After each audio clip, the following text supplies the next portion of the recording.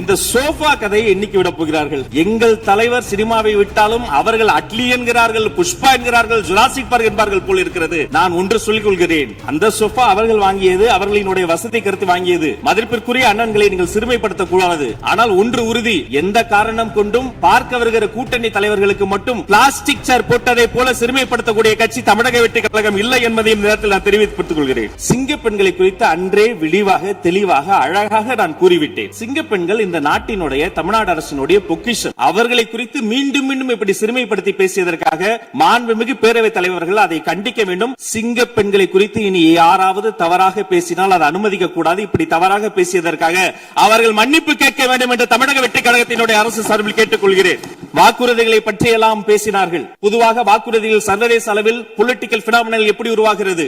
ஒரு பிரச்சனை, அந்த பிரச்சனைக்கான ஒரு சொல்யூஷன்ஸ், அதை எந்த பொலிட்டிக்கல் இன்டர்ஃபரன்ஸ் இல்லாமல் செயல்படுத்தக்கூடிய ஒரு செயல்முறை, பின்பு வரக்கூடிய அந்த வெற்றியை ரோடு போடுவோம் என்று சொல்லி ரோடு போட்டதை காண்பித்து எக்ஸிபிட் செய்து அவர்கள் முன்னோக்கி செல்வார்கள்.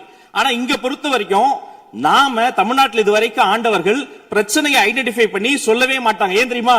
அந்த பிரச்சனையே அவங்கதான், அவங்களே அவங்களை ஐடென்டிஃபை பண்ணி எப்படி சொல்ல முடியும்? சரி, அதுக்கு பாசிபிள் சொல்யூஷன் சொல்லி பொலிட்டிக்கல் இன்டர்ஃபரன்ஸ் இல்லாம அதை செயல்படுத்த முடியுமா? ஒரு முனிசிபல் கவுன்சிலர் தொடங்கி மாண்புமிகு அமைச்சரினுடைய வீட்டில் இருக்கிறவர்கள் வரைக்கும் கமிஷன் மீது கமிஷன் அடித்து அந்த ப்ராஜெக்டே முடியாது. கடைசியில் எதை விளம்பரம் செய்வது?